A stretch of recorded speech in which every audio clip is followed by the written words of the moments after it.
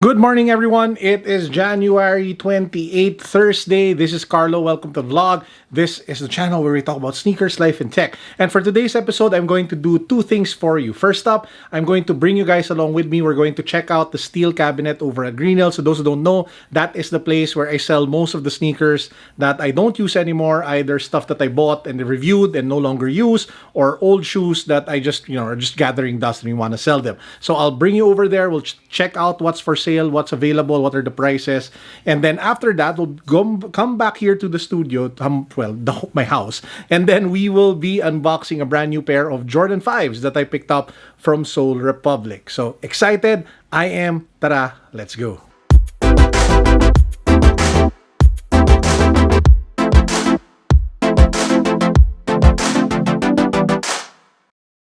For our sneakers of the day, one of the most comfortable and underrated Adidas releases of 2021 or 2020. I forget if this was released December, January. But yeah, this is the collaboration with Commonwealth and Adidas for the Response CL silhouette. Super comfy, super love the vibe. One of my favorite white shoes to date. We're here at the steel cabinet. Ayun o, kaway naman dyan siya. JC. Okay, so cargador mode. So anyway, let's take a look at what's for sale. So here are some of the new additions that we included. We have a Adidas 4D Run, no more box, but still very good condition. So this one is like 4,000 pesos.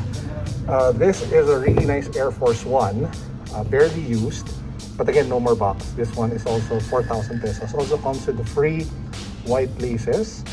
We also put in this Air Force One React. This one we just got a couple of weeks ago. Again, this one selling for just 4,000. And we still have some of the previous editions. This one is like a Pegasus 37. This one is one of those Nike basketball shoes. This one's going for like 5,000. And then if you take a look at over here, this is still the LV bag that we showed in the last video. So again, 25,000 for an LV Messenger. And then if we move over here, you guys probably recognize this from the previous episode on the Ultra Boost. This is the Ultra Boost 5.0 with the Artemis program. So this was like used 2 times max. So selling for 5,000 retail, and this one is like 9,000 something. We have another one that was recently featured on the vlog. I think it's called like the Klima Vento. So this one is selling for 5,000. The SRP of this one is a little close to 8,000 pesos. We have the Pharrell Human Race 5,000 Prime Knit Superstars. Forgot the name of this Yeezy, but it's a Yeezy. But yeah, this one is like 8,000 pesos. And over here we have the 3,000 peso cabinet. We have a pair from New Balance. We have Human Made Superstars. We have a Profire over there. Here at the 2,000 cabinet, another Profire. A couple of new Adidas sneakers there at the bottom as well. So we have two 5,000 peso smartphone mystery boxes. Each box has a guaranteed brand new smartphone in them. So the total value of what's inside is greater than 5,000. And ang mahiwagang 45,000 peso iPhone Mini 12 mystery box ay nandito pa. And of course, our merch is here. So if you want to buy a shirt, we have some of our previous collections still available. The squad shirts, really nice quality shirts. Check the reviews on Lazada. Very glowing, positive reviews. O, diba? Diba, Sean? Positive? Positive. O, diba? So, yan. So, check it out here at the steel cabinet. And we're back in the condo to check out the Jordans that I mentioned to you in the opening sequence. So, we actually have over here two Jordan 5s. This one is my first ever Jordan Low. And this one is another Jordan 5 sneaker. And by the way, to all the Voltes 5 fans out there, yes, I have this. We will be unboxing this soon, this weekend. Super excited to get this out of the box. Thank you, Great Toys Online, for the hookup. Appreciate you guys. By the way, shout out to Seoul Republic for hooking me up on both of these Jordan 5s.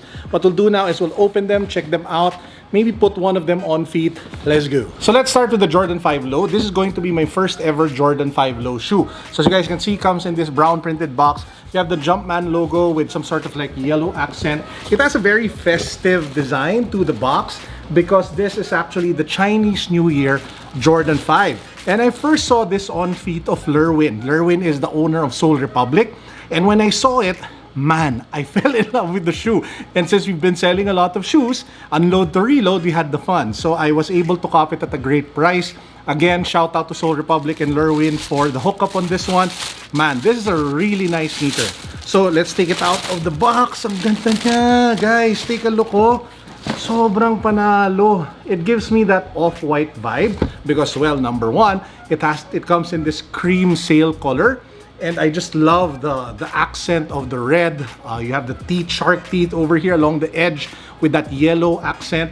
And man, you have the flags or whatever here at the back. I don't even know what the shoe stands for. All I know is that, man, it looks so nice. From an aesthetic point of view, this is one of the nicest looking sneakers I've seen so far for the year. And again, super excited to actually wear this because I've never had an Air Jordan 5 Low before. So I'll put it on feet in a bit, but I'll show you the next sneaker that I got. This next sneaker is my third pair of this particular shoe, and this is the third pair because I think I'm one of the few who really like it. And the first one I cut holes out, the second one I preserved it, and the third one I just want it like as an investment. I have this stupid idea that it will go up in price, even though the prices are like, you know, bottoming out right now and crashing. But yeah, I got it at a good price, so might as well. So as you guys can see from the box, this is the Jordan 5 off-white high in that sail color. So this is like the third pair of this shoe that I have in my collection. But I also wanted to bring this out because if you take a look at it, this Jordan 5 Low really gives you off-white vibes. I mean, take a look at them side by side. The construction, the materials, the texture of the upper, they look, you know, almost even the same, but you get the same vibe. So that's why I really like this particular shoe. But yeah, so ended up getting this one as well. Shout out again, shout out one more time, Soul Republic, BGC, Lerwin, maraming salamat bro, appreciate it. Thanks for the hookup, man. So if you guys want to visit Soul Republic, their new shop is over at Uptown Mall BGC. Make sure to drop by, check out all the shoes. They have great staff over there, very friendly, and an amazing selection of sneakers to pick from. Quick update, I was able to put the Jordan 5 Low on feet, and I just want to give you guys an overall overview of the experience. So it is a bit roomier compared to the Jordan 5, and I feel that the midfoot section is a little bit narrower, but overall, comfort-wise, because it's a low cut, number one, easier to wear, number two, less punishing on the ankles, and number three, I kind of feel that the cushioning, I don't know why, maybe it's because it's a latest take on the midsole, or if it's an upgraded take on the midsole, but it feels better. So overall, I am really liking this Jordan 5 Low. Now, before we wrap up the vlog, quick reminder, we are giving away a Koala smartwatch. So if you haven't joined yet, please do join. Joining is for free. Mechanics can be found down below. Make sure that you subscribe button, follow me on Instagram, and then comment down below what you guys think of the Jordan 5 shoes that I showed you earlier. With that said, this is Carlo signing out. Peace, God bless, what's up, boom.